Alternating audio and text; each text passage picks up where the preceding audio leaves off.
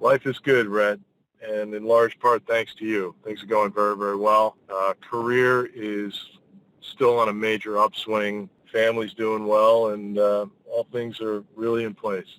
All right, so one of the examples of my interactions there, we were trying to sort the whole sales thing out, and everybody's read sales books and they've been to sales training and all of this stuff, but it was funny. The group I was in had never heard some of the stuff that I learned from Rhett. One example really was I wanted to encourage my group to use one of Rhett's basic principles. And so they sort of gathered around, and I said, I got to tell you this stuff. I got to tell you about Rhett and what he taught me, and this applies to this particular case.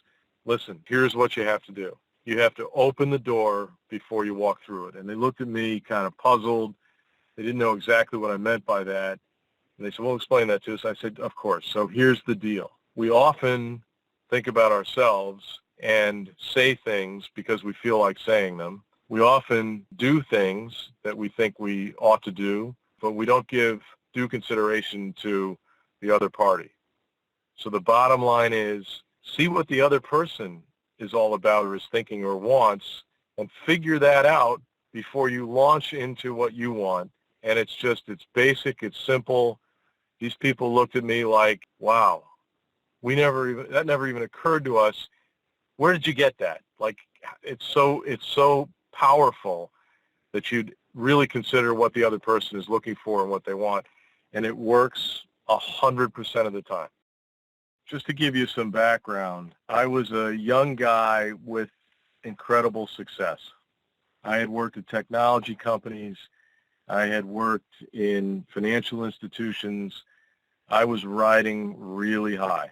And I was, like many men, I had an ego, confident, and most would say arrogant, and everything was going my way. Then it all went away. It all came crashing down through circumstances beyond my control. All of a sudden, I was basically back to zero. Suffice to say, I was riding high, had an unbelievable career, unbelievable job, and things just turned around and went south in a hurry. So I was really beginning to struggle, as many people do in that circumstance. A lot of us have been through it. And I got in contact with one of Rhett's colleagues. He introduced me to Rhett, and we started to talk. The crux of the matter was I didn't have Rhett's perspective on things as I started my career. And he has insights like nobody I've ever met before. The combination of how he knows people and his insights, and what is difficult for a lot of us is just plain, very plain to him. He can see it as clear as day. But for those of us, in my case, I didn't have those kinds of insights and perspectives and skills and filters. I did it, I don't know, on pure sort of getting it done, being well-trained, being pretty smart, and just powering through. Anything I wanted to accomplish, I accomplished it. And so people didn't really care about the other stuff. They just said, this guy gets results. Well, then when I was sort of knocked onto my heels, this whole arrogant, don't worry about it, I get it done thing was not playing very well in Peoria. So I was just stuck in a rut. Like, well, but I did all this stuff. Why don't you give me an opportunity to do this stuff? Well, because we don't need to, and we didn't experience that with you. And right now, we don't feel like you're getting what we're trying to tell you. And I was bewildered. I couldn't believe it. Like, wait a minute, look at all this stuff I've done. How can I be getting shut out here? And I was just focused on getting the job done and getting on me, and focused on me.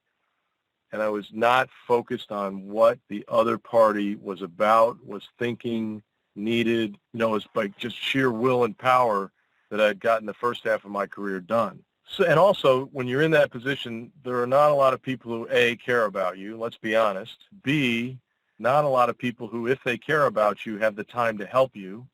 C, if they care about you and they have the time, they don't really know what to tell you.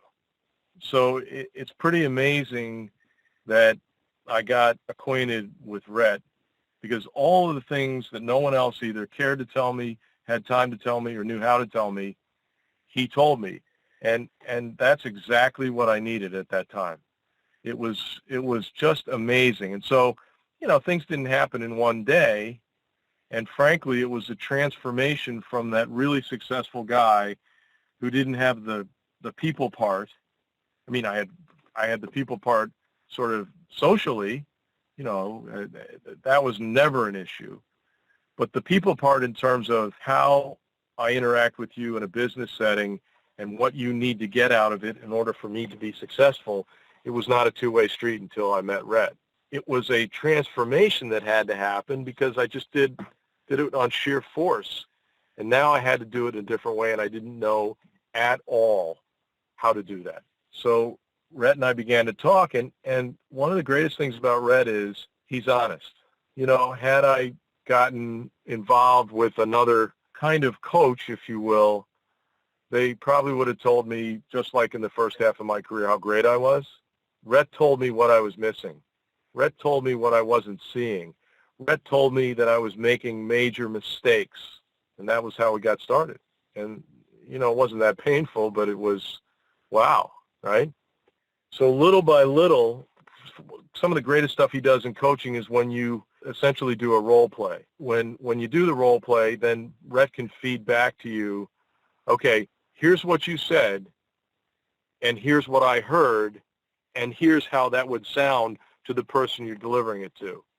And I had all of these, one after another, just aha moments where my approach to interviewing or my approach to deal making was sort of one-sided, and people never told me or were afraid to tell me, you can't do it that way. Well, when you're knocked on your heels, you have to do it the way that the market wants it, the way the people want it, the way the other party wants it, or you can get stuck in a bad situation for quite a long time. So after some period of time, these things, these behaviors, these realizations, these insights started to really take with me and to really, I think I started to get it, if you will, right? I didn't get it. And with Rhett and all of his methodologies and his structure and his process, he just kept telling me, hang in there, this is going to work for you. And I don't know why. Frankly, I have no idea why Rhett thought it was going to work, because I was so far off of the track that he will prescribe and teach you. It's like, I don't even believe now, looking back on it many, many years later, I don't even believe he worked with me, because I was like, I would, if I had been in Rhett's shoes, I would have said, can't help this guy. He's too far the other way. But he worked hard, and, we had a lot of conversations. So I started to employ the practices that are just second nature to him that I just didn't get. And little by little, I started getting opportunities. And I was like a little kid. I'd go into an interview with a major company, and I'd crash and burn before I understood what Rhett was teaching me.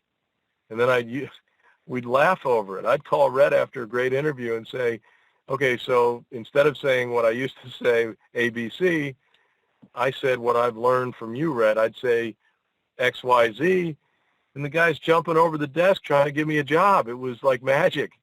And it changed my entire life. And I use these sort of things, and I use this stuff every single day of my life now. And so after a rough patch, one of the things that Rhett taught me was, you might have to go back and take a step back, or maybe 2 steps back, to get where you want to be again. And I did that. That was hard to take because, again, you have that success. And Rhett, again, being frank and honest, said, no, you're not going back where you were on the very first step. It can't be done. So I was willing to listen to Rhett. I was willing to take his advice, and I took 1 or 2 steps back to get kind of back in the game, if you will. So I worked for kind of a smaller financial institution. I ran into a guy who ran a bigger financial institution. He said, why don't you come over here and do it at this big company? I did it at the big company. I was, the number 1 guy in the region, the number 2 guy in the whole company within a short period of time, using the principles that Rhett taught me to get back in the game in the first place. Now I'm using them every day in the job.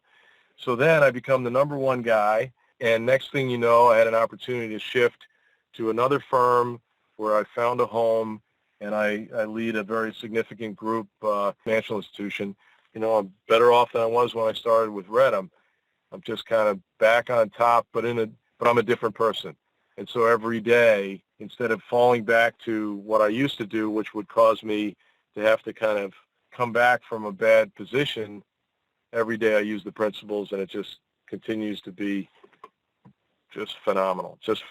And so I have Rhett to thank for all that. And part of what he does, one of the greatest things Rhett does, you'll find, is his analogies are like no one I've ever met in my life. So when he's trying to explain something to you, it's so crystal clear because of these analogies, and he's got a great sense of humor, and you just get it. As soon as he uses the analogy, some of which are really funny, we laugh about them, but they're clear, they're to the point, and if you use this stuff, really, it's amazing.